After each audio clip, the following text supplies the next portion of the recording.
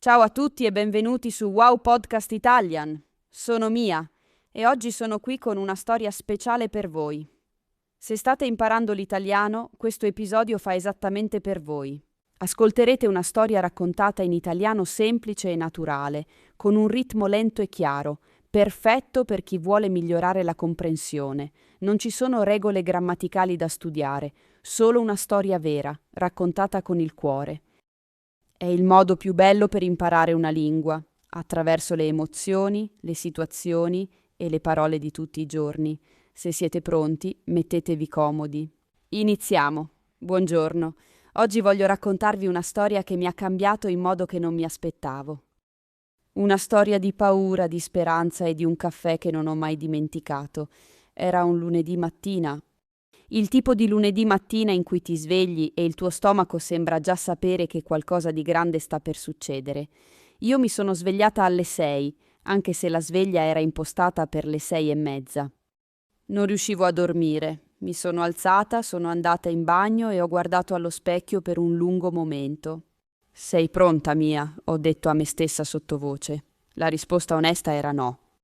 Ma mi sono vestita lo stesso. Avevo trovato quel lavoro 3 settimane prima, dopo mesi di ricerche, colloqui difficili e tanti ci faremo vivi noi. Sapete com'è, vero? Aspettate una risposta che non arriva, poi arriva un'altra risposta che dice di no, poi ancora aspettate. Ma quella volta era diverso. Avevo ricevuto una email un giovedì sera, mentre stavo mangiando una pizza sul divano in pigiama. Oggetto, benvenuta nel team. Avevo riletto quella frase almeno 10 volte. Il lavoro era in una piccola agenzia di comunicazione nel centro di Milano, una di quelle agenzie moderne, con le pareti di mattoni, le piante ovunque e il profumo di caffè buono nell'aria.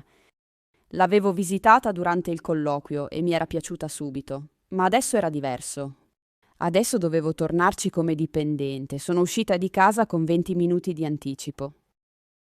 Non volevo rischiare di arrivare in ritardo il primo giorno. Sarebbe stato un disastro.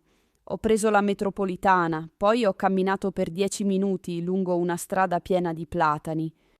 Era ancora presto e la città era silenziosa, quasi calma. Quando ho visto l'insegna dell'agenzia, mi sono fermata un attimo sul marciapiede. Il cuore batteva forte. Ho respirato profondamente 1, 2, 3 volte. Vai, Mia, ho pensato, e sono entrata. La prima persona che ho incontrato si chiamava Giulia. Era la receptionist, una donna sui 30 anni con i capelli corti e un sorriso enorme. Mi ha guardata e ha detto: Sei Mia, vero? Ti aspettavamo. Vuoi un caffè? Quelle parole, ti aspettavamo, mi hanno fatto sentire subito meno sola. Qualcuno sapeva che stavo arrivando. Qualcuno mi aspettava. È una cosa piccola, ma per me in quel momento era enorme.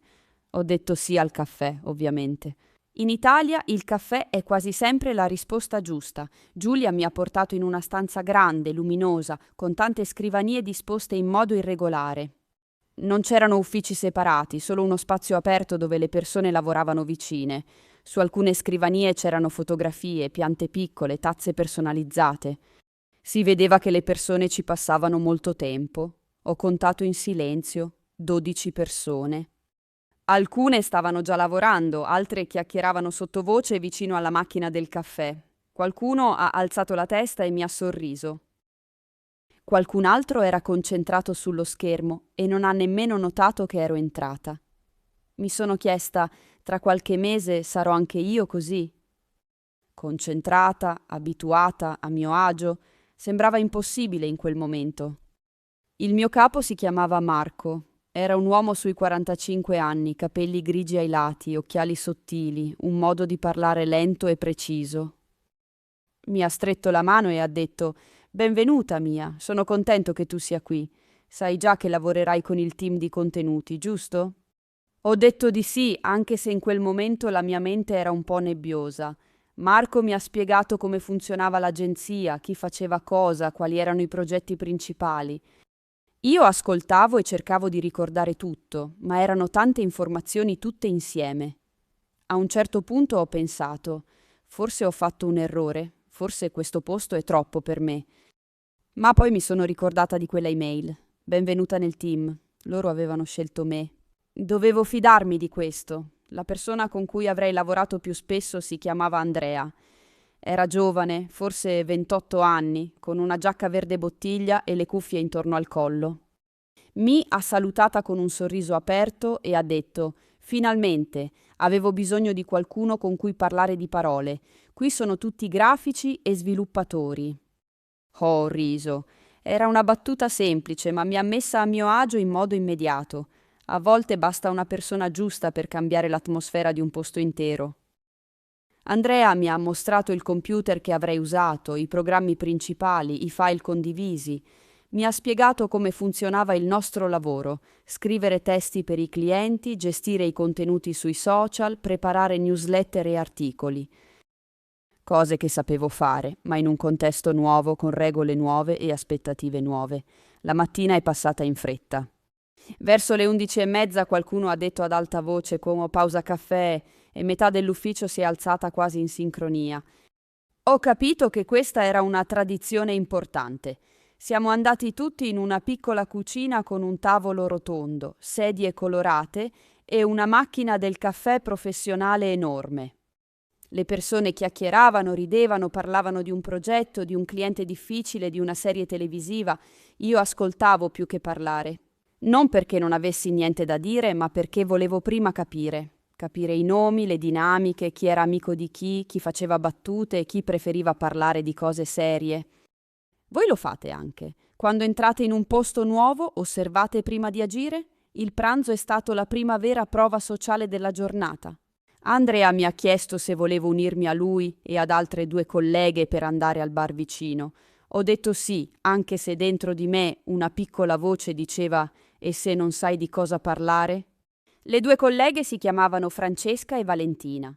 Francesca era alta, seria, molto professionale. Valentina era piccola, energica, con un modo di ridere contagioso. Insieme formavano una coppia strana ma perfetta. Abbiamo ordinato al banco, tramezzini, un'insalata, dell'acqua frizzante, e siamo rimasti in piedi vicino alla finestra perché il bar era pieno. Francesca mi ha chiesto dove abitavo. Valentina mi ha chiesto se mi piaceva Milano. Andrea mi ha chiesto che tipo di testi preferivo scrivere. Erano domande semplici, ma mi hanno fatta sentire vista. Non ero solo la nuova, ero Mia, una persona con una storia, con preferenze, con qualcosa da dire. Il pomeriggio è stato più tranquillo. Marco mi ha dato un piccolo compito per iniziare: riscrivere la descrizione di un servizio per un cliente nel settore del design. Niente di complicato, ma abbastanza per capire il tono dell'agenzia e lo stile di scrittura che usavano. Mi sono seduta alla mia scrivania nuova. Ho aperto il documento e ho iniziato a leggere.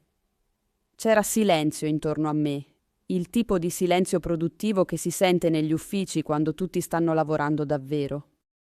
Ho scritto una prima versione, l'ho riletta, l'ho cambiata, l'ho riletta ancora. Dopo circa un'ora l'ho mandata ad Andrea.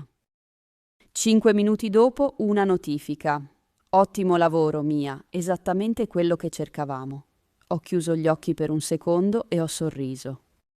Alle 6 del pomeriggio l'ufficio ha iniziato a svuotarsi lentamente, le persone salutavano, prendevano le giacche, spegnevano i computer. Qualcuno diceva a domani, qualcuno buona serata, qualcuno semplicemente alzava la mano in segno di saluto senza dire niente. Anch'io mi sono preparata per uscire. Ho spento il computer, ho messo in ordine la scrivania, anche se non avevo ancora quasi niente su di essa, e ho preso la borsa. Mentre camminavo verso la porta, Marco mi ha fermata. «Com'è andata la prima giornata?» ha chiesto. «Bene», ho risposto. «Molto bene, credo». Lui ha annuito. «Bene, domani ti aspetta ancora molto», e ha sorriso. Fuori le strade di Milano erano piene della gente del dopolavoro. Persone con le cuffie, zaini sulle spalle, caffè in mano. Ho camminato lentamente, senza fretta, guardando intorno a me.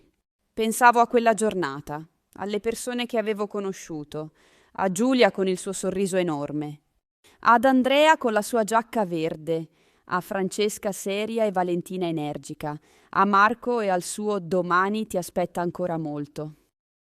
Pensavo a come mi ero sentita quella mattina allo specchio con lo stomaco pieno di paura e a come mi sentivo adesso, stanca sì, ma anche qualcosa di diverso. Leggera, sollevata, forse anche un po' felice. Quella sera a casa mi sono seduta sul divano, lo stesso divano dove avevo letto quella email 3 settimane prima, e ho ripensato a tutto. Il primo giorno di lavoro è sempre strano.